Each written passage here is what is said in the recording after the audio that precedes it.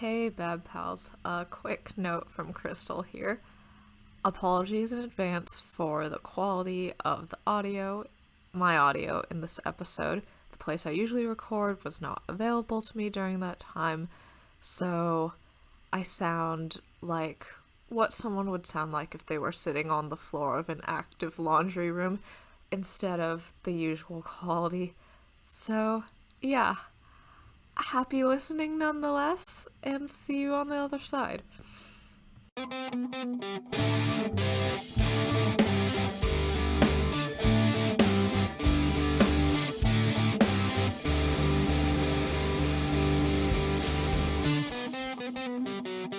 Hello, my name is Gray.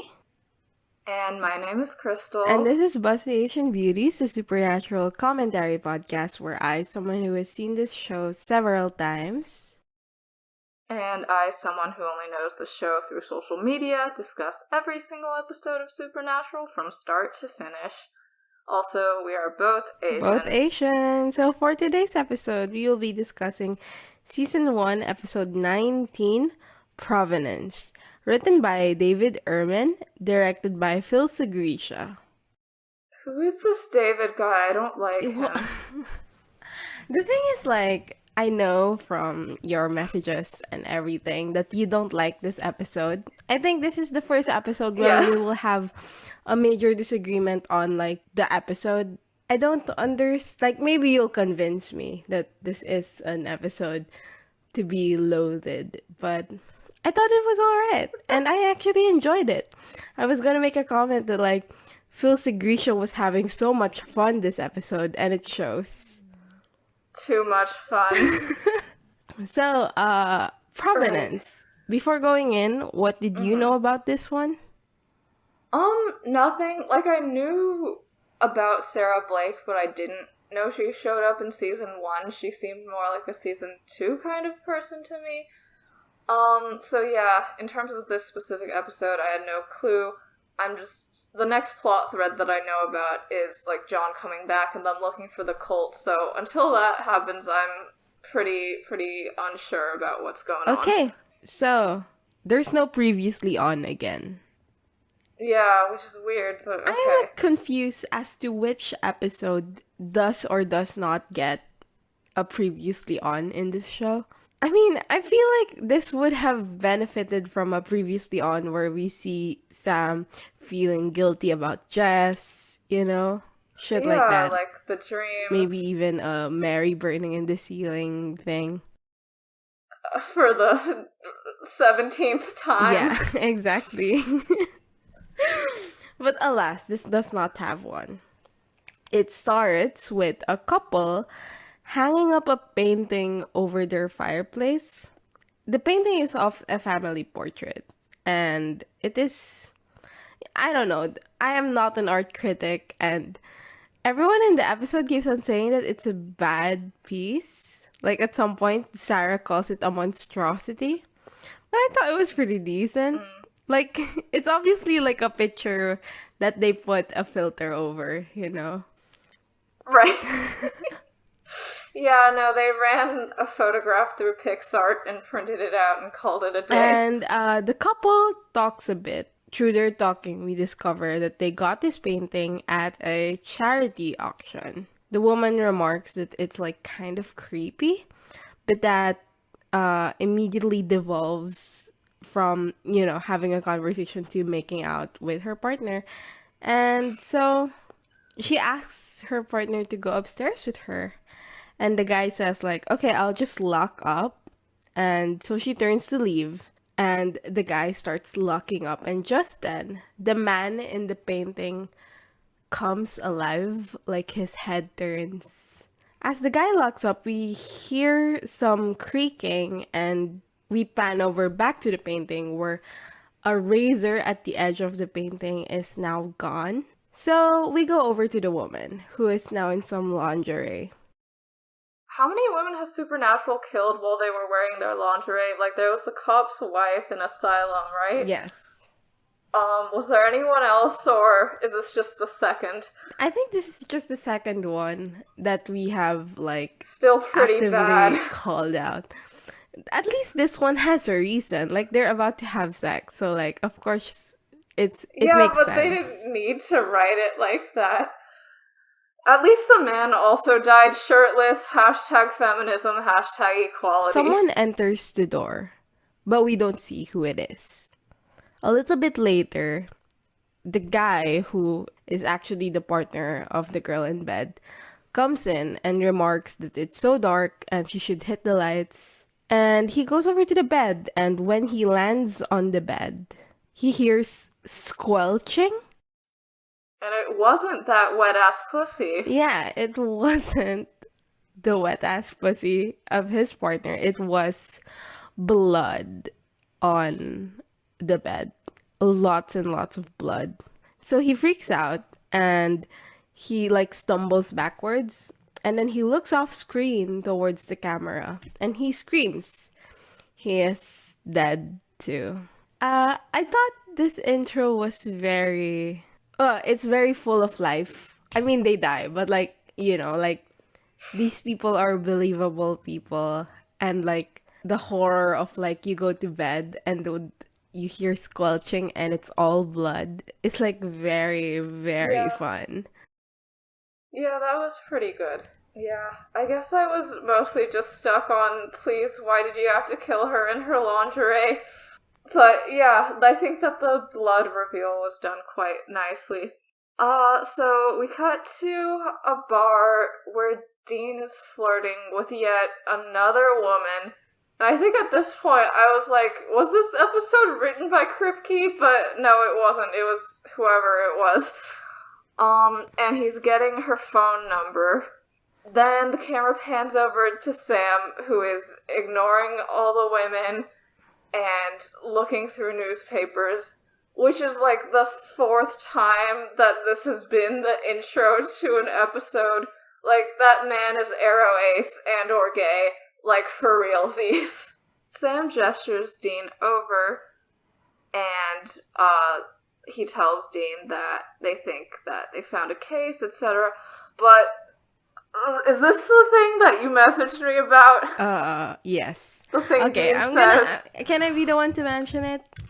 Like, Yes, Sam please. asks Dean, so what have you introduced yourself to these girls this time? And Dean says, oh, I introduced myself as a reality TV scout.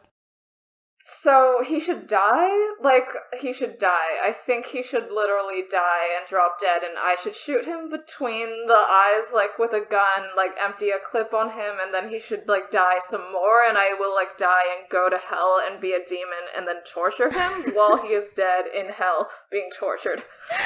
That's just my thoughts. The thing What is, are yours? lying for information, lying for whatever, it's like, you're doing a job, and this is how you do the job. So like sometimes it's not too good. Like, for example, if Sam didn't actually like Sarah and they were like still doing the like, I'll pretend I like her just so I can get information, like it doesn't taste good to the mouth, but like I understand why someone would do that, because it's for a job and it's for like the greater good. But this is literally not even a job. And like, I have been so forgiving of Dean flirting with women, because like I don't think there's something wrong with that. Like, I think he can flirt with women, like that's fine, right? But No, he's not allowed, but continue. This has taken a turn from just flirting with people to something a lot more nefarious. Because like, of course, like if a girl like wants to get out of the town and like become an actor or something, like of course if they see a reality TV scout, they're going to be nicer, they're going to be more accommodating. And the fact that Dean is using that fact to his advantage to sleep with these women, I'm gonna kill him. Like, yeah, it made me so upset that like throughout the rest of the episode, all I can think of is like, but remember when Dean told these girls that he was a reality TV show scout? I'm gonna kill him. I think, didn't we both message each other that we hate Dean and want him to die, like, about this scene? Because I know what this episode is about. And I thought, like, Dean is fine. Like, he is a bit pushy with Sam.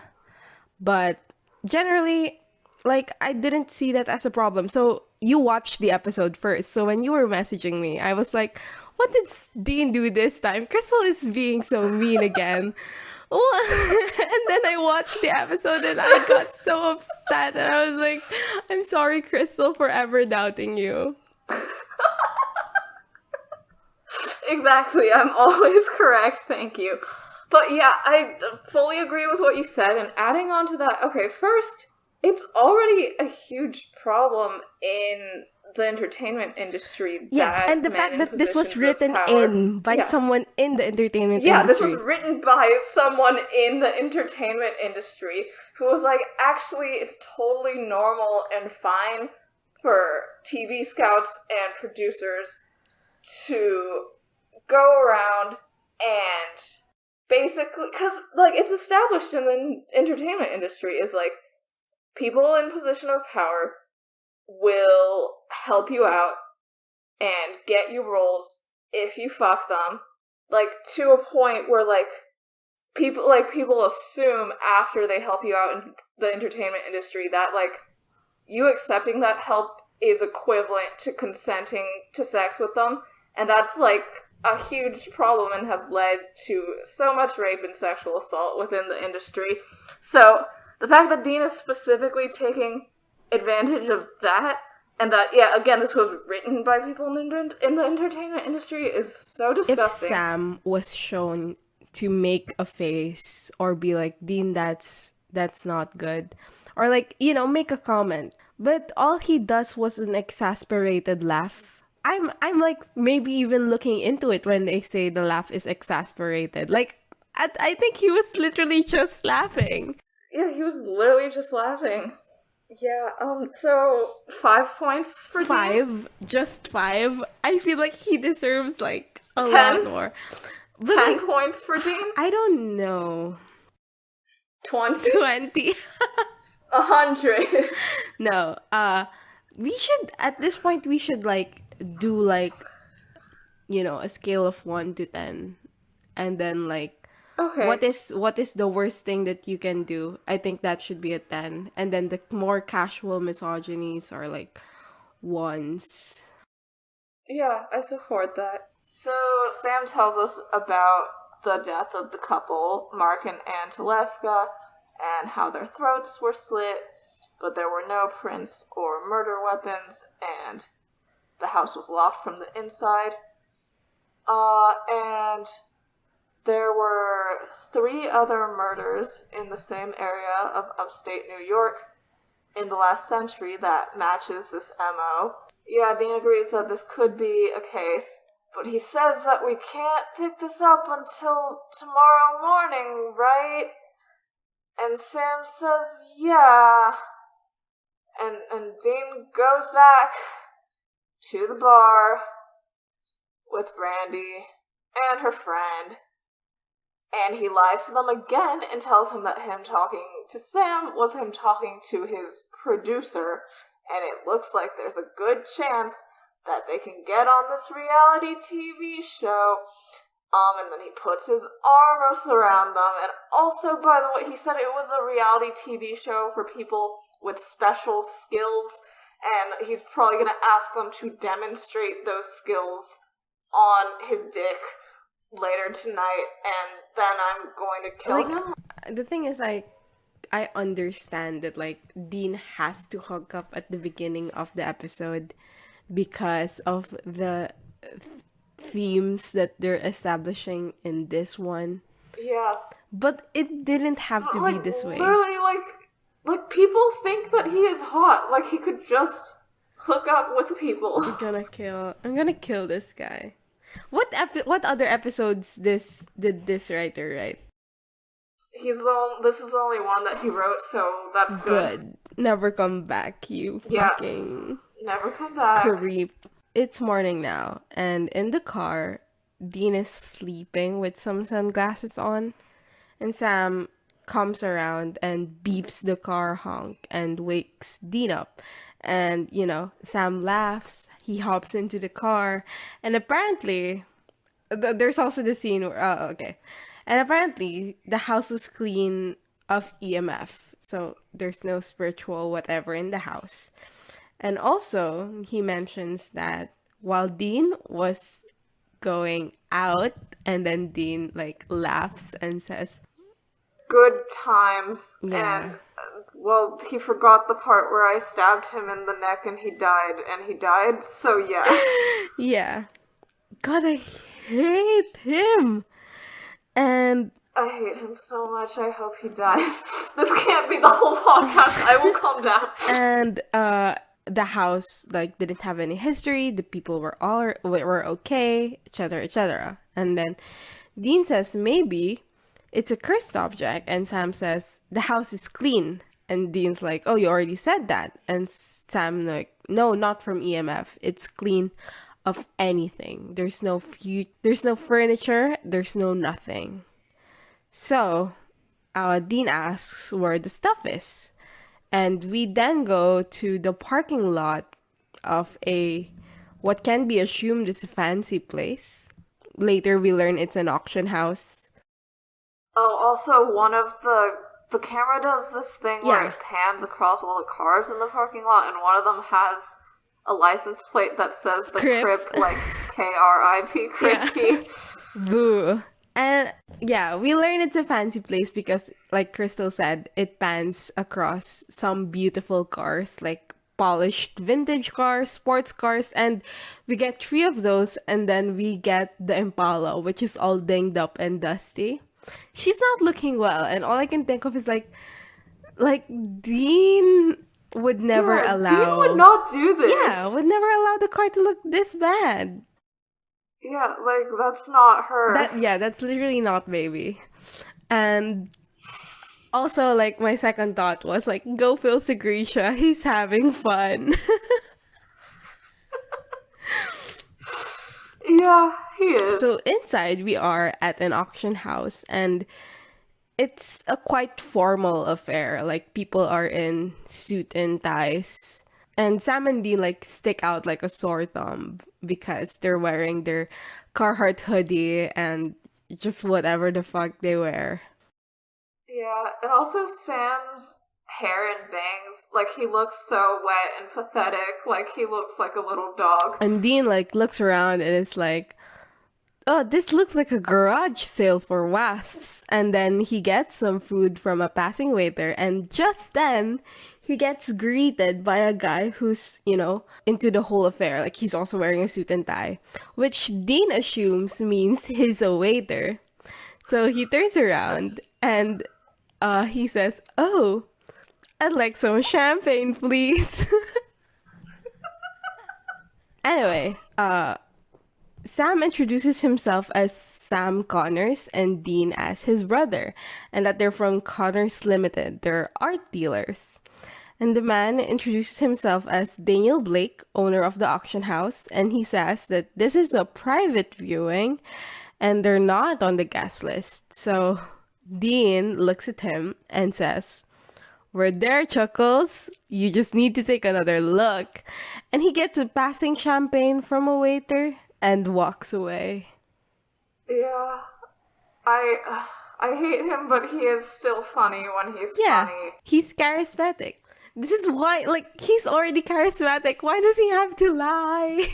Yeah, literally, he did not need to do that. No one needed to do that, and that did not need to be shown. But anyway, so Sam and Dean look around until they reach the creepy painting.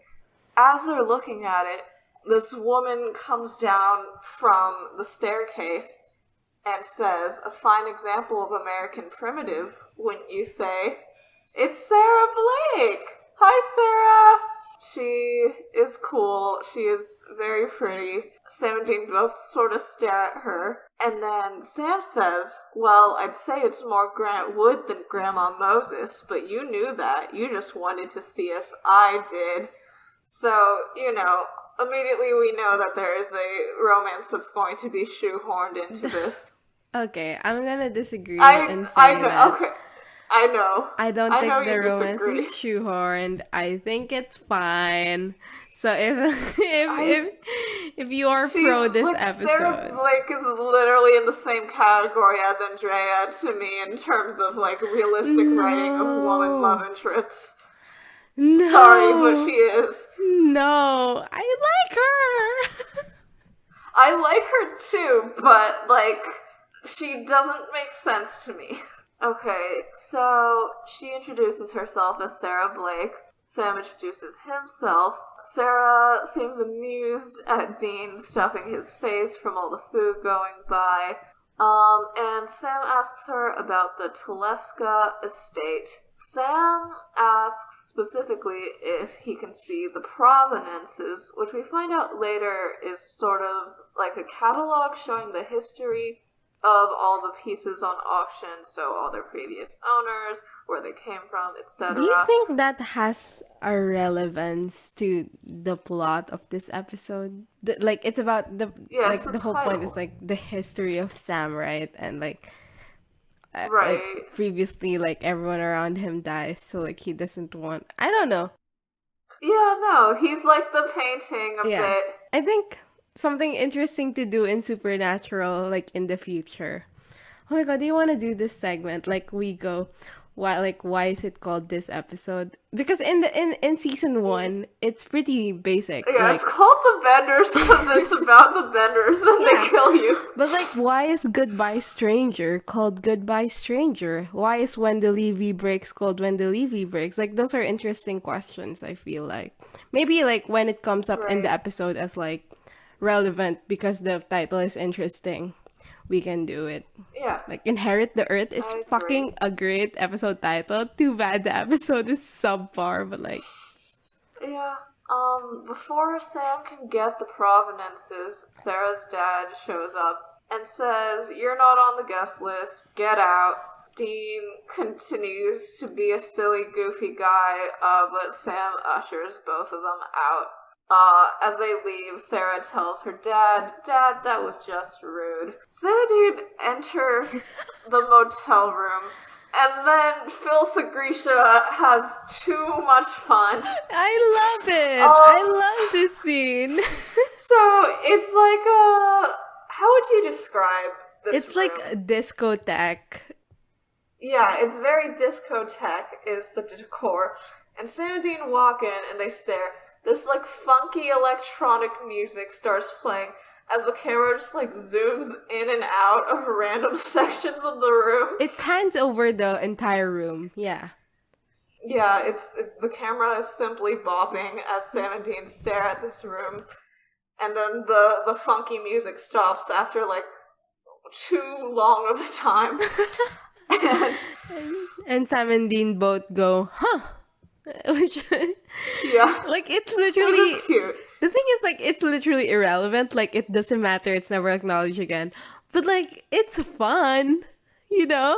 And we're watching a TV show that's supposed to be fun, so it's fine. So as they're walking in, Dean asks Sam, like, "Hey, how did you know about all that stuff you were talking about?" And Sam says, "Art history course. It's good for meeting girls." He definitely took that class because of Jess. Like, I'm 100% I agree. sure.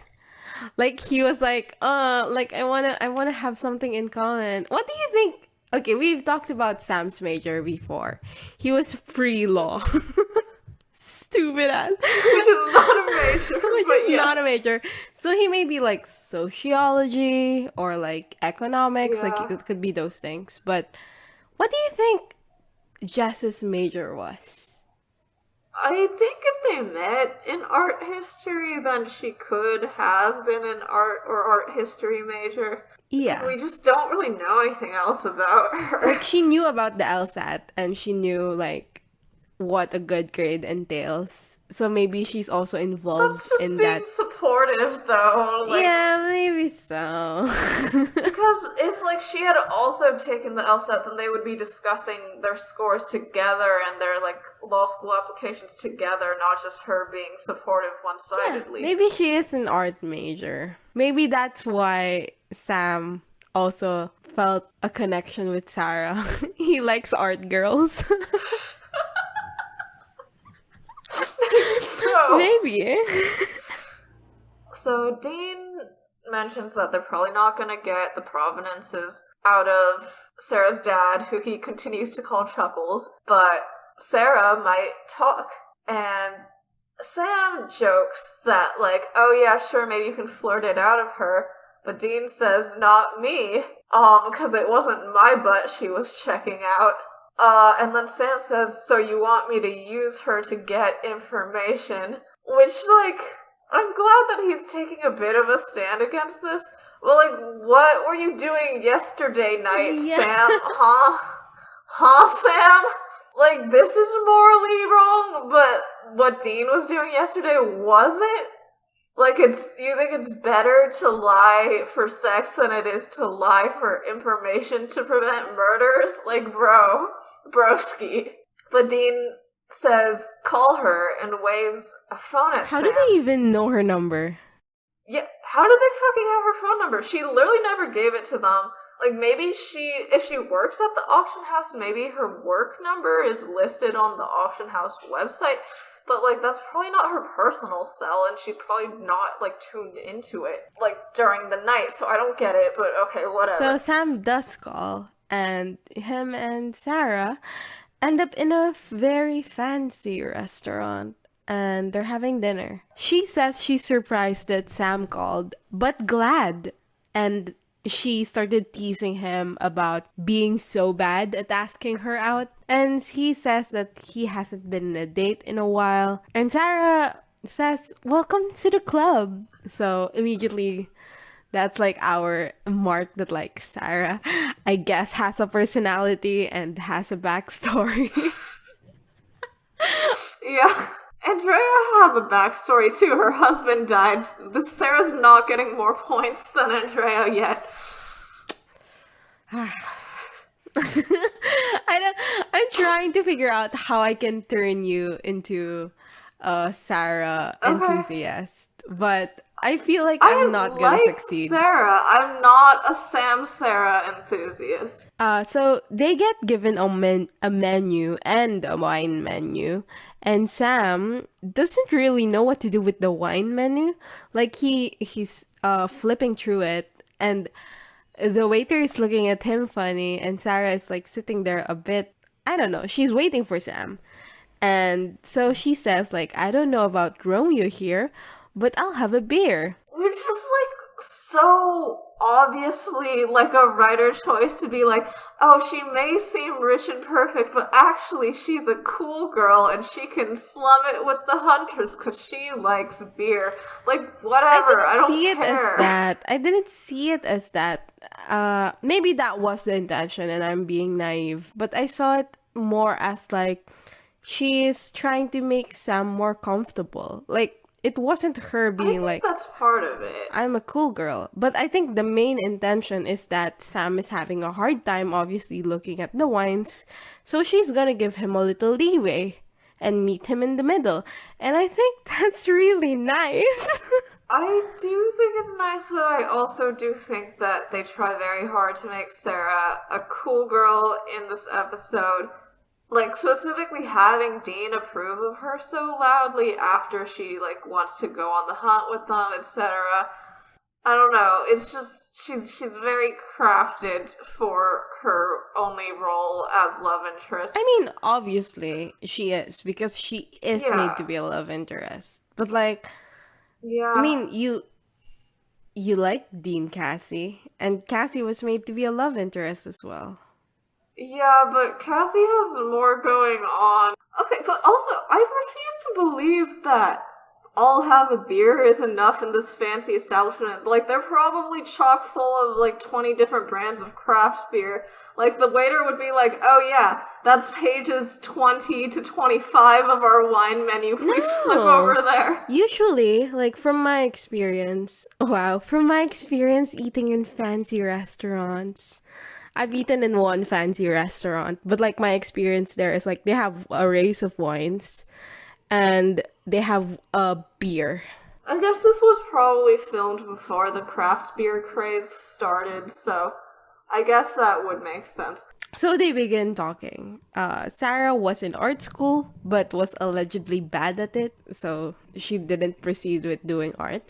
And she brings up that Sam is pre-law and asks, but you didn't continue with law, so what's up with that? And Sam refuses to elaborate, which is the beginning of a thing in this episode where Sam, like, just shuts up at opportune moments. Sarah's putting all of the effort into this relationship. Sam is giving her nothing. Sam is a handsome man. Like, that's what he's That's giving. it! That's what he's giving. Well, you know how Meg is so overly emotionally invested in Sam, in Scarecrow, but that's because she's a demon who is trying to get him to come with her. Like, but Sarah's not a demon, like, she's a normal human woman, and she's supposed to care this much about this guy? Like, no, she isn't. I mean, don't you care about people? Like, haven't you met someone and been like, oh, I care about you immensely for no discernible reason other than we have chemistry? Like, upon first meeting? Yes! She hasn't dated in a year, and this is the guy who gets her to change her mind? Like, no. No, I think she was already like, I'm gonna start dating, and then she sees this guy and she's like, oh, he's cute, and also we have chemistry. Like, I think that's enough reason to be invested in someone. Is chemistry even a real thing? Like, what does that even mean? You meet someone and you know. That's chemistry. No, you don't. You're lying to me and everyone's lying to me, and also Sam is, like, aromantic as hell. I do think, like, readings of Sam as aromantic is reasonable. And by reasonable, I mean, like, I participate in it. Because I think, like, especially in later seasons, it's, like, very apparent. I don't know. It's like, this episode, they really, like, I don't want to say they force it, because I think it makes sense. Like, they have chemistry. They have chemistry. For what? Why? It's... I know it's not a for why sort of thing, but I don't know, like, it's a TV show and I don't believe it, so... Okay, fine. Anyway, she says, like, you're not like any art dealer I've ever met. And they look at each other and the camera is so close up. And then I wrote in my notes, is this forced? What does Crystal think? And now we know. Crystal thinks it's so forced. Anyway, Sam asks why she hasn't been on a date in a while. And apparently, Sarah's mom died a year ago. First, when he asks, he says, oh, did you say that because you're trying to make me feel like I'm not such a loser? And then Sarah says, I'm sure you're many things, Sam. I'm also sure loser isn't one of them. You just met this guy. Like, whatever. Like, who cares? He is a loser. Like, who cares? Have you never, like, spoken to anyone on, like, fucking Bumble?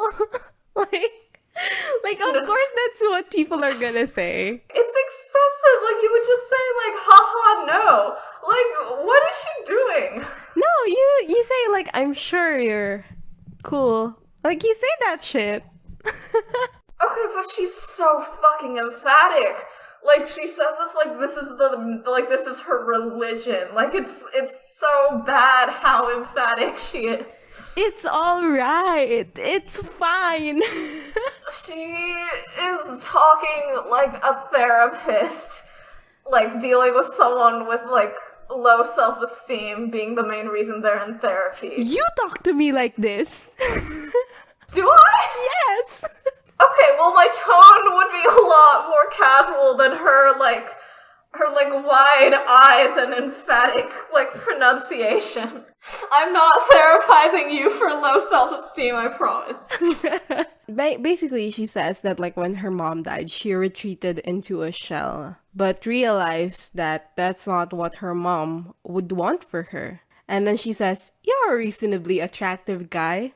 So true. And she says, "Why haven't you been out and about?" And Sam goes quiet, and he says, "It's another long story for another time." Well, he doesn't say that. Sarah says that. Because he says nothing. He's literally giving her nothing. He's playing the mysterious guy. He literally is not. He's just Arrow. I think they genuinely have a connection. Whether romantic or, just a connection. Sure, they could be friends if Sam said a single thing to her ever. Again, haven't you just met someone? No. Not to announce on Spotify and to the entire world that I've never been on a date or had sex, but no. All of this is fake. None of what's happening on my screen makes sense to me. Well, as the representation in Babpod for someone who has been on a date and has had sex, as a Chad of Babpod, I say this is pretty realistic. Okay, she just told him about her mother's death, and he won't tell her a single thing, and we're supposed to, assume that she invites him back to hers later tonight? For what? For silent sex where he, looks off to the side and cries? No! I mean, of course, Sam, his mindset is on the case, right? So, right. Of course he's gonna find a way to get back to her apartment to get the provenance. But, okay, we're assuming that she invited him back, right? No, we're assuming that, Sam asked for the provenance. I don't know, maybe. It's assumed that, their kiss later is their first kiss, right? So, literally nothing happened in that apartment. Maybe he just, walked her home or something. And then went inside? No, stood at the door. How did he get the paper? She gave it to him. But, why? Sam, okay, well, we cut to the motel room, and Dean is sharpening his knife, which I think is pretty funny to see, because it's a very sudden cut from the candlelit date to Dean sharpening a knife. But yeah, Sam has returned and is looking through some papers. Sam says, "We went back to her place, and I got a copy of the papers." And, okay, now that you mention it, yeah, okay, she probably did just give it to him, but for some reason, what I was imagining was, she invited him back to her place for sex. He was "Yeah, sure." Midway through, being there, he was "I have to go to the bathroom," and then got the papers, made a copy of all of the papers, and then snuck out the window, and she was "Where the fuck did he go?" But yes, it makes more sense that she just gave him the papers. Yeah, he says he got a copy of the papers, and Dean says, "And?" And Sam says, "Nothing, I left." And Dean says, "You didn't have to con her or do any special favors or anything like that." Dean died, literally died, just do it. Just drop dead. So Sam's kind of angry, and he tells Dean to get his mind out of the gutter. And it would be lovely if that was because he respects women, but I think it's just because of Jess. And then Dean says that, hey, we can stick around for a bit after this case, because you could ask her out again, because it's obvious that you're into her. Sam ignores that, and is still looking through the paper, and he finds that the creepy portrait that we looked at was the portrait of Isaiah Merchant's family, and basically everyone who owned that painting historically got murdered. So it's either haunted or cursed, and Dean's okay, let's burn it. So Phil Sgriccia's having so much fun again. Yes! I wrote in my notes, I'm in love with Phil Sgriccia. Me and Phil Sgriccia have chemistry. Phil Phil, if you're listening to this, Grace's number is, I don't even know what it is, so you can email us. Yeah, Gray manages the email, so you don't have to worry about your email sexting being read by me. So, God, episode 16 we did Kripke X Reader, Dean X Reader, and Sam X Reader, and now we're doing Phil Sgriccia X Self. Okay. So true. So we cut to the outside of the auction house, and there's this heavy rock music that's playing as Dean and Sam scale the gates or the fences by like jumping and doing a lot of acrobatic looking maneuvers. The camera does a lot of like shaking and quick cuts in tune with the music, I think. It's just all very like it's action fun. movie-esque. Yeah. Yeah. They head in and they start to disarm the security alarm, which I think is the most high-tech thing we've really ever seen either of them do. Yeah, that Right? makes sense. Yeah, but good for them, I guess. Very heist movie. Dean picks the lock. They run inside, they find the painting, they cut it out of its frame, and they run outside where they burn the painting. Dean calls it an ugly-ass thing and says that they're doing the art world a favor. But as the painting is burning, we cut back to the auction house, and the painting is reappearing in its frame. Uh-oh. So, we go back to the motel. It's morning now. And Dean is walking around all razzled up.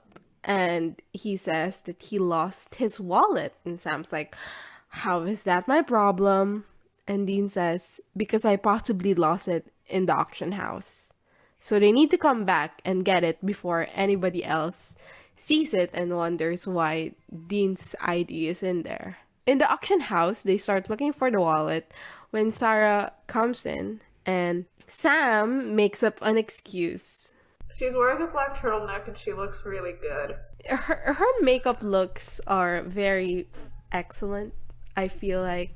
Yeah. And like, it's not as, you know, she's not outwardly grieving like, say, Andrea at the end of Dead in the Water. So like, her makeup makes sense, you know? So I like her style.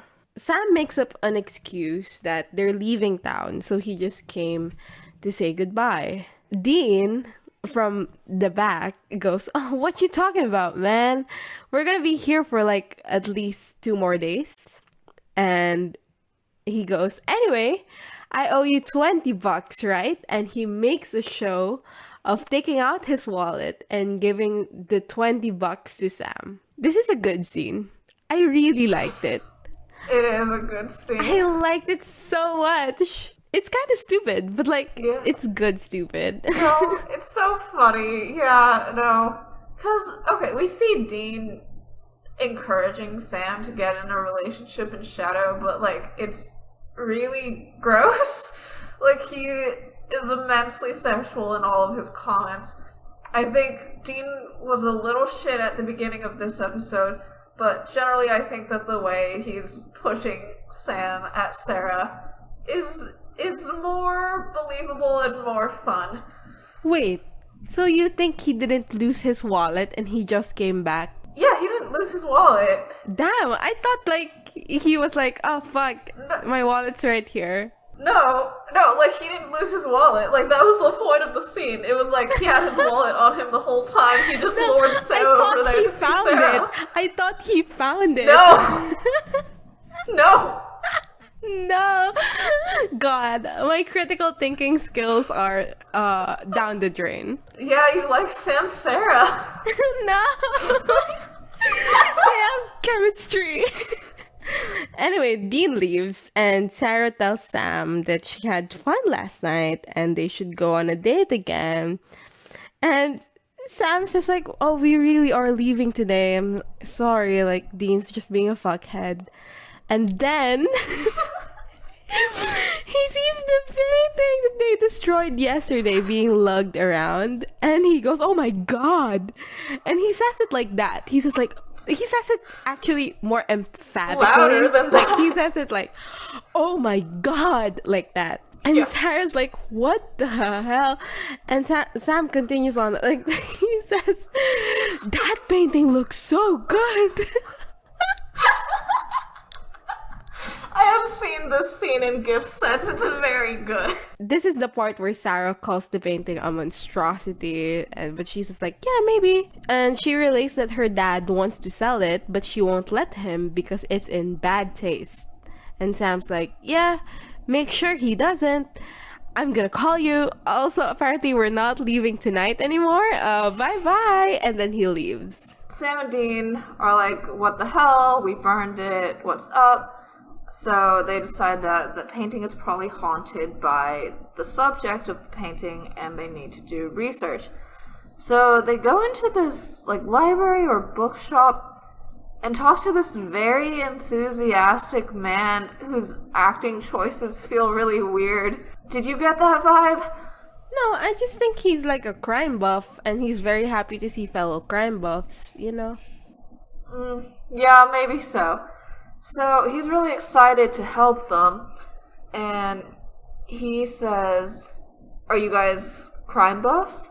And Dean's like, kinda, why do you ask? And it's because it turns out that Isaiah Merchant killed his entire family and then himself using a straight razor from his job as a barber. He says, he starts reading from the paper and it says, people who knew him describe Isaiah as having a stern and harsh temperament, controlled his family with an iron fist.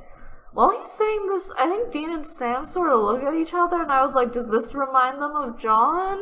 I don't But know. I don't know if that was, yeah. But I choose to read meaning into that look. And then, yeah, he had a wife, he had 2 sons, and he had an adopted daughter. And the wife was going to take the kids and leave, and that probably caused him to kill them. Apparently all the bodies were cremated, so that doesn't help them. And he shows them a picture of the family in the book, but it looks slightly different from the painting that we saw. So Sam asks for a copy for it, and they get one. Meanwhile, back at the auction house, we find out that Sarah's dad has sold the painting off to someone named Evelyn because she offered a lot of money for it. Uh-oh. So in the motel, Sam is convincing Dean that the painting changed. In the picture from the library, the man is looking forward, and in the painting, he's looking to the side. So most probably, this is the guy haunting the painting. Dean says that maybe there are clues here, and maybe other things changed, and that can show them, like, what the painting does. Sam replies to this saying, oh, like in Da Vinci Code? And Dean pauses and says, like, I don't know, I'm still waiting on the movie for that one. Anyway, he decides that they need to get to the painting, and he says that that's a good thing because Sam can go crush on his girlfriend. Sam starts to earnestly get upset. He's mad that Dean has been pushing him and Sarah together. Dean says, like, you like her, don't you? Sam goes like, what's the point? We are just going to leave anyway. So, like, he doesn't want to pursue the relationship because of that. Dean says, like, I'm not talking about marriage, though. Implying that he's talking about just, casual hookups. And Sam says, why do you care if I hook up? And he's saying this very angrily. And Dean says, like, because then you won't be so cranky all the time. And that line was treated by the director as something very important because it's like closer to Dean's face. I actually like rewatched this scene to see like the choices of like the shots used for Dean, and this one is the closest we get to his face. So it's supposed to be like a gotcha moment, right? That's just siblings, though. Yeah, and it's followed by silence for a little bit, and then Sam exhales exasperatedly. Dean continues on. He says, like, this is not about hooking up. I think Sarah can be good for you. And he continues, no disrespect, but this is about Jessica, right? I don't know what it's like to do somebody like that, but I would think she would want you to be happy. And Sam says, yeah, you're right. Part of this is about Jessica, but not the main part. And Dean is like, so what is the main part? But Sam goes silent yet again. It's because I'm aromantic and also gay. I know that that is not the point of the episode. The point of the episode is because he thinks everyone he cares about dies, but also, like, he is aromantic and gay, so... When you say gay, you mean gay? I don't know. I just think he could be, like, either or both. What do you mean either or both? Well, you could be aromantic or gay, but attracted to guys. Yeah. I mean, we get evidence of Sam as, you know, a bisexual person. Like, oh, yeah, no, I do think that he is bi, but also, like, he is also gay, and he is also aromantic, and he is... Sam is LNG and BNT, as people like to say. Okay, so Dean backs off and says, like, go call her still, though, because we still need it for the case. So he calls her, and they say their highs and hellos. And then Sam learns that Sarah has sold the painting. And he asks for the address of where the painting was sold. And we go to the house where the painting is. I'm really glad that we find out later that Sam expanded on this and was like, Evelyn's probably in danger. Because if I got a call from some random guy and he was like, I really want to buy this painting. Wait, you sold it? Where is the address of the person you sold it to? And then later that woman was dead? I mean, like, he fucking went over and murdered my friend to get this ugly-ass painting. But, yeah, so we get to the house, and there's Evelyn, who's like an old woman who's reading. The man in the painting turns his head. When Evelyn picks up her glasses, there's a reflection of a razor in it. So she looks up, there's a noise, and then she kind of screams, and then that's the end of that scene. Sorry, Evelyn. So, Sam and Dean show up at Evelyn's house too late, and Sarah also shows up. She's asking Sam what's happening, but Sam keeps telling her that she shouldn't have come, that she should stay outside. But Sarah insists on going in because she says that Evelyn is a friend, and if she's in danger, then she needs to go in and try to help her. Dean eventually breaks down the door, and they run inside. Evelyn is sitting in the chair that we last saw her in, but she's completely still. Also, the painting is different because Isaiah's looking at his daughter like he's looking down instead of straight ahead. So Sarah is trying to get Evelyn's attention, so she reaches out to touch Evelyn's shoulder. But then Evelyn's head falls backwards, showing that her throat has been cut completely open, except it was just like balanced on top of her head before, so we couldn't tell, which is so cool and fun. And Sarah starts screaming. They go back to the motel, and Sarah comes in. Her hair looks really good. Like, she redid it somehow between those two scenes, and it's in these two braids that look really nice. Like, good on you. You just saw, like, probably the worst thing, one of the worst things ever. It was extremely gory, and also, like, your dead friend who you cared about enough that you ran into the house to, like, get her. But, like, yeah, no, go do your hair, girl. She has, like, waterfall bangs. It actually looks really nice. Yeah, no, her hair is great. So, she tells them that she lied to the cops and said that she found Evelyn alone. But she says, I'm gonna call them right back if you don't tell me what the hell's going on. Who is killing these people? So, Sam decides that he should be the one to break the news about monsters being real. So he says it's not who's killing these people, it's what. We both saw that painting move. like, impossible things happen in the world. It's haunted. Sarah thinks that it's a joke at first, but then is like, okay, fine, you're not joking. God, the guys I go out with. So Sam explains that they're just trying to stop the painting because wherever it goes, people die. And Sarah says, okay, well then I'm coming with you. Sam tells her that she should stay home because this stuff can get dangerous and I don't want you to get hurt. Sarah says, well, me and my dad sold that painting that might have gotten those people killed. I'm not saying I'm not scared, because I'm scared as hell, but I'm not going to run and hide either.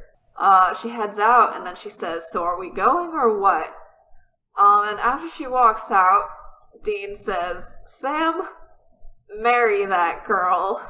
Maybe Sarah is the blurry wife. I think Dean Sarah. I mean, she does not deserve to be saddled with this awful, awful man.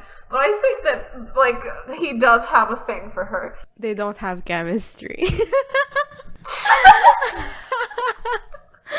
I'm really hammering down on this one.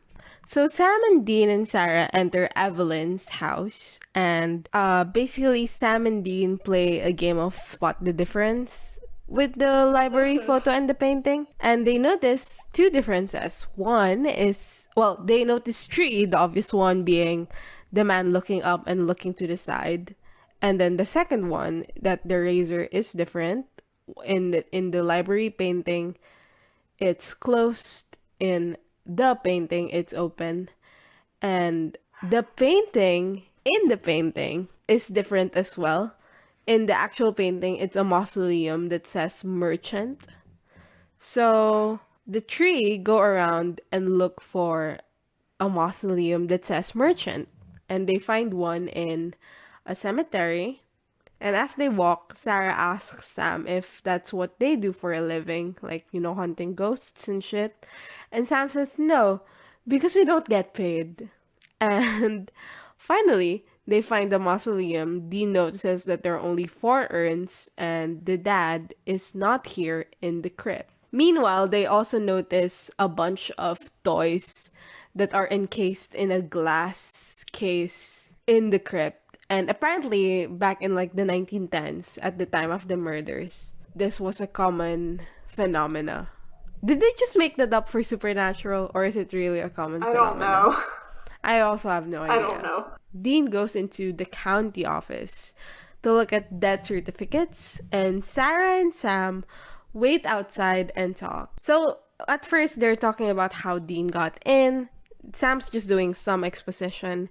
And then suddenly, he notices some eyelash. Not the fucking on Sarah's eyelash face. trick. I just think that if you need the eyelash scene to develop a relationship, you have not written a good relationship. The thing is, like, this could have been removed, and it would have been fine. Yeah, right? the entire relationship could have been removed, Fuck and off. it could have been fine. Oh, fuck off. I think I don't mind the romance. And like when the eyelash scene happened, I was like, oh, they're doing this? Like, this is just igniting like what I see as like the problems in the relationship, which is like Sam doesn't speak, and also they have to do this thing to prove that it's a romance. And it's already a romance. Like, they already have chemistry. They do not, but... So, I don't know. It irritated me, but also I was like, you know, because it is cute. Yeah. And then Sarah finally asks Sam if there is something going on between them, or if she's delusional. And Sam says, "You're not delusional." And Sarah goes, "But there's a but following that statement." And Sam continues, like, he says, "I don't think this would be a good idea because I like you." And I was like, you dramatic ass bitch, Sam. I know! You fucking drama king. Like, at this point, like, I feel like he should have just lied, you know? Like, Yeah. like, I get what he's trying to say, and I'm glad he's able to open up.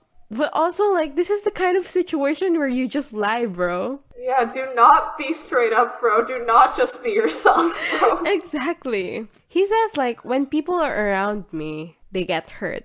And he finally tells Sarah about Jess and Mary, and that he thinks he's cursed because death follows him around. So he's scared having feelings for Sarah would hurt Sarah. Yeah, and when he says it's like I'm cursed or something, like death just follows me around, that's a direct echo of Laurie and Hookman saying it's like I'm cursed or something, people around me keep dying. So yeah. And Sarah says, like, that's very sweet and also very archaic. And she says, like, I'm a big girl, Sam. It's not your job to make decisions for me. And Sam at first rejects this idea, and he says, like, this is not just like a broken heart and Haagen-Dazs. Like, this is serious stuff. This is like physically hurt. This is death. And she says, like, well, tomorrow I can get hit with a bus. That's what life is. And she says she knows what it's like to lose someone. But when you shut out pain, you shut out everything else. And Sam says, but the pain I went through, I just can't go through it again. I mean, like, oh yeah, but also, like, sorry, I'm going to continue disliking this relationship. Why is she therapizing him so hard? I don't think she's therapizing him. I think she's just making a case that, like, if this is your fear, like, there are ways to go around that. I don't think this is therapy. I think this is just people talking. Not just because someone is telling you, like, it's just because someone is, like, talking to you seriously doesn't mean it's therapizing. Maybe it's, like, an issue that I have with, like, her actress, just in the way that she words her sentences, but it just always comes off as therapizing, because, you know how Supernatural is the show where the actors look directly at the camera and state the themes? Like, she is the actress who looks directly at the camera and states the themes. Like, when you shut out pain, you shut out everything else, too. Like, you don't really come up with that kind of stuff spontaneously, I feel like. Maybe not spontaneously, unnatural. but obviously she's been thinking about it from her own personal experience. Like, this is not just her sitting down and being like, this is what you should do based on nothing at all. Like, she went through the same shit. She also lost her mother. I know. I'm aware, but I just don't get it. I don't get why she's trying so hard for this relationship. And I don't get why she's saying all the sentences she's saying. Like, okay, I think if there was more lead up to this, like, I think if it was made more explicit that this was about her mom, or, I guess, okay, it's more like, I feel like she should still sort of be a mess. And I think sometimes when people are messes, they like giving advice to other people because it makes them feel like they have, like, a better control of things, but that's not the vibe I'm getting off of Sarah. I'm just getting we have lines that Sam needs to hear, so let's put them through her vibe. I don't know. The fact that she's, like, kind of projecting was very visible for me. So I mean, it was clear that she was projecting, I agree, but I also just think that I just don't get why she's so ride or die for him, like, already. Like, he was just like, everyone around me dies of physical death, and she was like, yeah, that's fine though. I am a hopeless romantic. I feel like going forward into the podcast, this is an essential thing that people should know about me. This is our irreconcilable difference. This is our immovable object versus unstoppable force. Anyway, right. Dean arrives and interrupts and basically says that the dad wasn't cremated with the family. He was buried, so there are still bones to burn. And Sam, like, asks him, you do know where the bones are, don't you? And Dean gives the goofiest, biggest smile, and I was like, I still remember what you did. I haven't forgotten, you fucking asshole. So we go to a graveyard. Sarah is holding a flashlight and looking uncomfortable as Sam and Dean dig up the grave. Sarah says, "You guys seem to be uncomfortably comfortable with this." And Sam says, "Well, this isn't exactly the first grave we've dug. Still think I'm a catch?" And I think this was the only moment when I liked their relationship in the entire episode. I was like, oh, it's nice that Sam gets to banter with someone who isn't Dean once in a while. And it's nice that, like, Sarah does think that he's charming despite the grave dirt. Though, like, I personally, like, if I saw someone that I liked digging up a grave, like, that would make them more attractive to me, but, you know, we can't all be me. So, Dean finally reaches a box, and he opens the coffin, and there's, like, this janky-ass Halloween skeleton in there. They salt and burn the body. Dean saying that Isaiah has been a real pain in the ass, good riddance, and then he burns it up. He burns it with a match. And at this time, I was like, why don't we see the Zippo? I want to see the Zippo. But we see it later, so it's fine. I was satisfied. Well, as we've seen later, maybe he should just not have the Zippo and just use matches. Truly. He should give the Zippo to me.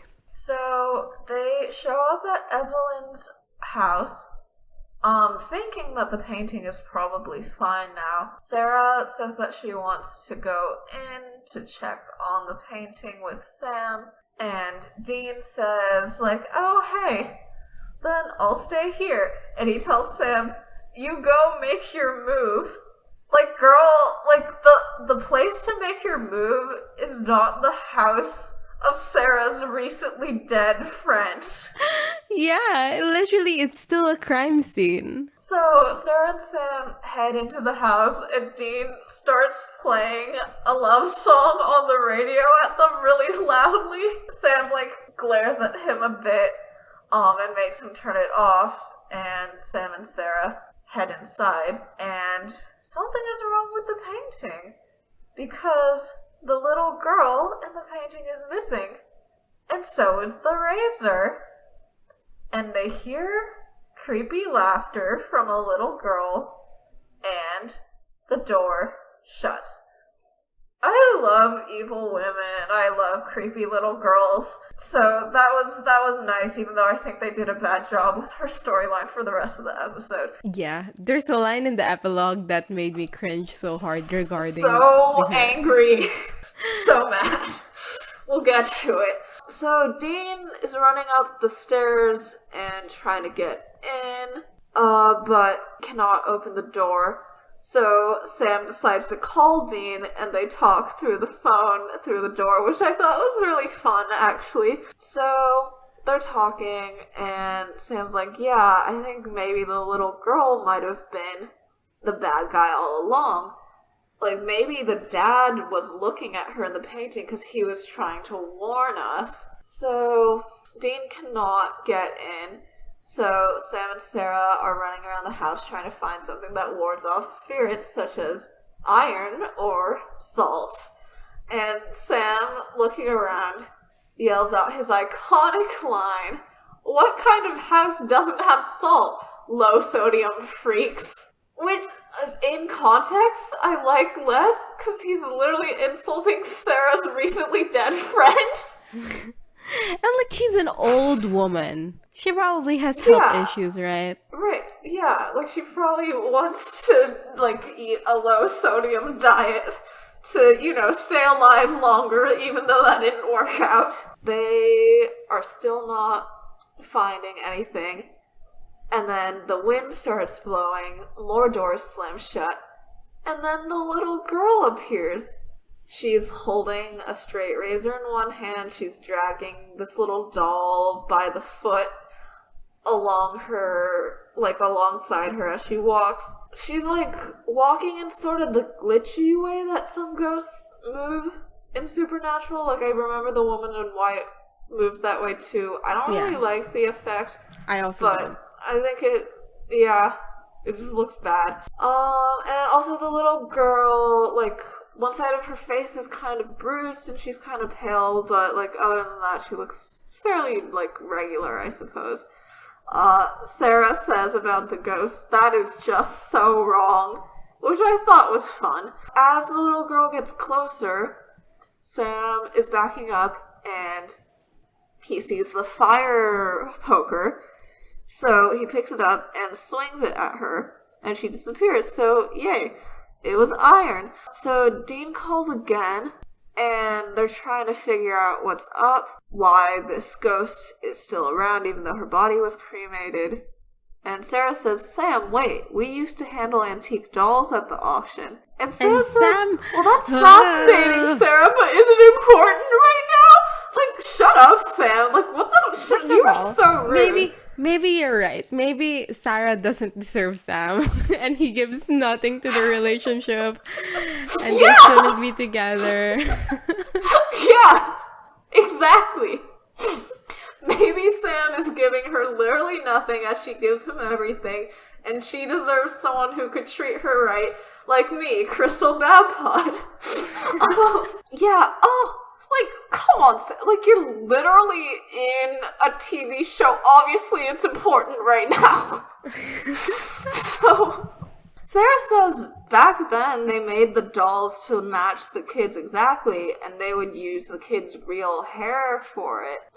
Which means that, hey, there's still human remains of this kid out here. So Sam and Dean... They realize, but it's actually Sarah who realizes that they have to go back to the mausoleum and burn that doll. Dean is driving towards the graveyard really quickly. Meanwhile, this little ghost girl's, like, wrecking Sam and Sarah's shit. She whacks Sam with this cupboard that pins him to the ground. And it's like, bro, what happened to your psychic powers? Like, you moved that entire bookshelf out of the way in episode 14 because you didn't want Dean to die. Is Sarah not important enough to you because she gives everything to this relationship and you give nothing? And she should find someone who could treat her better, like Crystal Babpod? Maybe so. Do you know that, like, that never comes back again? Wait, he literally never moves anything ever again? Yeah. That was just one time. What the fuck is wrong with the Supernatural writers? I know. He was literally like, I'm out of the closet now, so I don't need telekinetic powers anymore. Yeah, in this world you can be one of two things, telekinetic or gay. And Sam chose gay and aromantic. So Sarah's trying to get him out from under the cupboard, but it's not working, and little ghost girl's right next to her, holding up her straight razor, ready to slit her throat. Dean's at the mausoleum, and he's trying to get to the doll. He keeps punching the glass and smashing it with his gun, but it just doesn't work. And then he steps back and looks at his gun and makes a sort of like, Dean, are you stupid face at himself, and then just shoots the glass, which I thought was fun. Like, I remember what you did this episode, Dean, but also that was funny. So, and then he goes and grabs the doll. He reaches for his famous Zippo, but it's not lighting. He tries a bunch of times, it's just not working. Dean, just get your matches out, broski. Sarah's just about to get yoinked by this ghost, but then Sam manages to push the cupboard off and sort of launches himself at her to get her out of the way. And as this happens, the doll's hair catches on fire, and Ghost Girl just burns and reappears in the painting. So Sam and Sarah are panting, like, oh my god, we made it. Sarah has, like, a little bit of blood on her face. Hi, Sarah. Email me at bustyasianbeautiesquad@gmail.com. And Dean calls, interrupting Sam and Sarah's moment. and asks if he's good, and Sam says, "I'm not bad," and such ends the scene. In the auction house, apparently, according to Dean's research, the murders was done by the adopted daughter, and he knows this because the reason why the daughter was adopted was because her like biological family were all killed in their beds, and then the daughter was girl boss behavior. And so this girl probably killed the merchant family too. They're saying this in front of two guys who are handling the painting, who are just trying to do their job, and they're hearing shit like this, and I'm like, I feel so bad for you guys.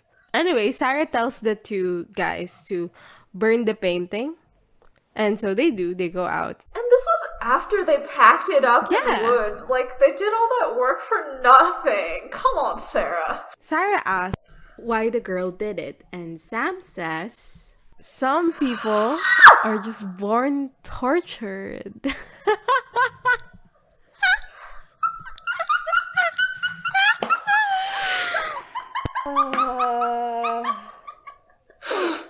Girl, what the fuck does that mean? Coming from Sam, like it's him like projecting, right? But also, it's just such a way to put it.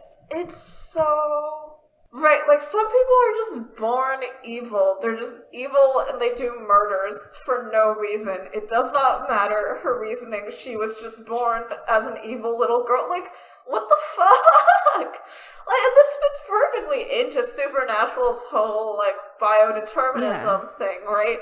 Where all monsters are evil, all humans can go to heaven because they have souls, no other creatures have souls, etc. It's just so stupid. It's so stupid.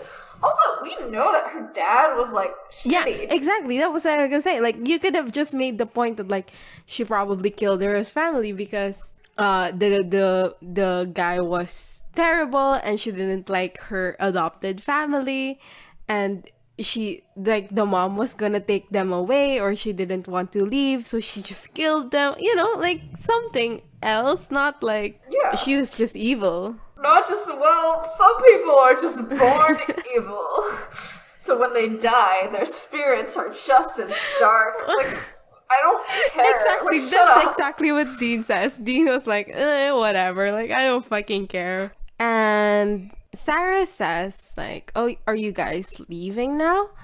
And Dean goes silent. Well, both of them go silent, Sam and Dean. And then Dean says that he'll wait in the car, and he proceeds to walk away. And while walking away, he says to himself, I burned the doll and destroyed the spirit, but don't take me or anything. This is what Dean gets for all of the early season 1 episodes where, like, the girl of the week, like, kisses him and completely ignores Sam. Back to Sarah and Sam. Sarah says, there's a million things I want to say to you, but I can't think of one right now. Literally, what does she have to say to him? Like, nothing. Like, what do they have to talk about? Sam has given her nothing. We don't know that. We didn't see the rest of their date. Like... yeah, but we saw Sam's general vibe, which was look away angstily every time he's asked a question that's slightly personal, while she was willing to be open with him about her mom's death and her various insecurities, and also, like, be the one to make him comfortable during the date and be the one who compliments him during the date. She says that he's not a loser. She says that he's attractive. He doesn't compliment her, like, a single time. Like, he doesn't say you look nice. He doesn't say that you are nice. Thank you for ordering a beer. Like, thank you for agreeing to come on this date with me. Like, he gives her nothing. What does she have to say to him? Nothing. Fine. You take this round. I am still an immovable object.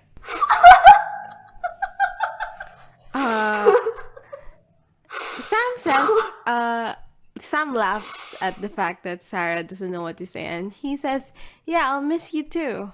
Which I thought was sweet. That's my only... Yeah, that is sweet. Yeah, it was sweet.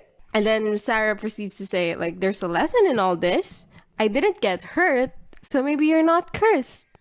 Maybe you'll come back and see me. And he says, I will. Sam walks out. Sarah, come back and die. Like, because you don't know, I'll just shut the fuck up. I feel like I saw that she came back and died. So the point of this episode is kind of useless. Well, like, I think this was like, he says like, I'm gonna come back, and the fact that he comes back immediately is like, that's supposed to be what the callback is for. And then Sam walks out and Sarah stands over the door. Sorry, one thing. Okay, at first, well, because I don't remember if Sarah comes back or not. So when Sam said I will, I was like, this is literally just Dean telling Cassie that he's coming back and then never doing it. And then I think I wrote down, have we considered Sarah x Cassie? So yeah, everyone get on that. Yeah. Sam walks out and Sarah stands over the door when Sam comes back and knocks. And Sarah opens the door and they make out. The end. Sam's nose gets all squashed. I mean, his nose deserves to be squashed. Yeah, the sacred nose deserves a bit of squashing. Does she die, though? Do you really want to know? I'm pretty sure she does. Yeah, but it's a matter of when, right? So, like, I'm just gonna keep believing it. Yeah. Like, does she eventually die, I guess, at some point in the Yes. show? Okay, I'll give you 2 guesses as to which season she dies. I always thought that she was in season 2, so she maybe dies in season 2? Okay, wrong. Okay, it's too fast if she dies in season 1, right? Yeah, it is. Because it's just like a couple of episodes left. 3? No. 3? No. She dies... Wait, she comes back after the angels, like, they fucking Missouri'd her? Yeah, exactly. She dies in season 8. What the fuck is wrong with the Supernatural writers? Anyway, Gray, what did you think about this episode? I really like, as we have mentioned, I really like the directorial work. I really enjoyed the episode because of, I really like the way it was shot, shit like that. I don't know. Like, every single time I was like, oh, Phil Sgriccia's having fun, I also was having fun. So it's fine. And about Sam and Sarah, as I've said, like, I do have a soft spot for romance. So I like seeing them. I thought they had chemistry. I think you're right that Sam was like... giving her nothing. Yeah, that Sam was giving her nothing. The thing is, when you introduce someone for the sole purpose of being a romantic interest, you are gonna come across problems in that department, you know? So for what it is, I enjoy it for what it is, which is she was introduced as a love interest, and that was her purpose, and I enjoy it for that. Okay, but Eileen was also introduced as a love interest, and she's my best girl, so this is a Sarah-specific problem. Yeah, you know what? I'm going to be that person and say that I don't really like Sam Eileen that much. So... I know you don't, but okay. I look forward to having, like, this debate, but the other way around when we reach season 11. Yeah. The thing is, like, I fucking love Eileen. I think she's so fun and she's so cool.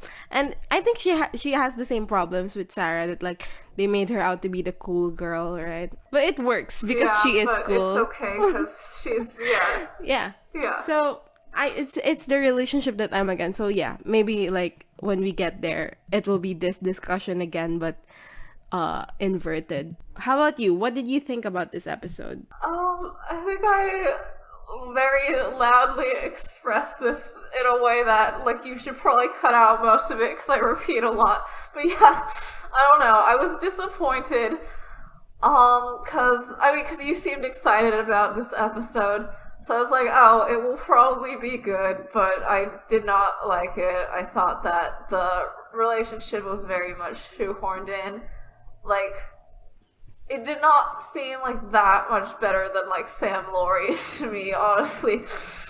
In terms of how much the camera work and, like, other characters talking was, like, put in to make us believe that Sam liked her. and also in terms of Sam giving nothing. I thought that the case was decent. Like, creepy paintings are fun. Evil little girls and, like, creepy dolls are fun. But, yeah, the whole ending with, like, well, she was just evil, that was bad. It's quite one-offy for a late season 1 episode. I figured that they would try harder to get the Azazel plot going by this point. But, like, it was fine. But, I don't know, I feel like it felt more like an early season 1 episode to me. Just because I've been expecting better quality in the last half of this season. What you said, like, about, like, the episode should be getting better towards the end of the season. Supernatural is very bad at that. Like, genuinely. They're so bad at it. It's just never gonna happen, you stupid slut. Okay. Like, it's always there's always I'll stop having hope. There's always gonna be like an episode at the end of every season where you're like, why are they still doing this? Especially like at the very end of the show. Drag me away from you. My fucking beloved episode, Drag Me Away From You. Drag Me Away From You does to me the opposite of what Dog Dean Afternoon does for me. Anyway, best line, worst line. So I think I'll start with the worst line because I think it's pretty obvious, but Dean saying... Yeah, that we both... There's two, actually. The one at the beginning, Dean saying that he is... a reality TV scout looking for people with special skills. Yeah. And also the one at the end where Sam was like, she's just evil because she was born that way. Hashtag Lady Gaga core. Yeah. So how about best line? What's your best line in this episode? I feel like it's difficult to choose for the lack of it. I just can't think of anything. I think maybe the moment that I probably felt the most touched was when, oh god, I hate that I'm doing this, but when Dean says, I don't mean any disrespect, but I'm sure this is about Jessica, right? Now, I don't know what it's like to lose somebody like that, but I would like to think that she would want you to be happy. Like, it was nice to get a moment of, like, considerate, like, emotionally honest Dean in an episode of I Hate Dean So Much. So, yeah. I was gonna say the same thing, but only the second line. Like, I don't know what it's like to lose someone like that. I like it because I remember in, was it Asylum? No, it was not Asylum. I remember in Scarecrow when Sam tries to shove it into Dean's face that he doesn't get it and he doesn't understand what Sam is going through. And I think that's a bit unfair to Dean. Like, because he's comparing it to Mary, right? But here, Dean, like, accepts it and accepts it gracefully that he doesn't know what it's like to lose someone like that. Yet he's still trying to empathize and he's still trying to make Sam feel better and all that. And I appreciate it. IMDb rating. What's your IMDb rating? I feel like this one is a bit low. Yeah, because it's bad. No, it's not significant. And I know. I feel like people will be like, but we're so near the end. Why is it still like a case episode? Yeah.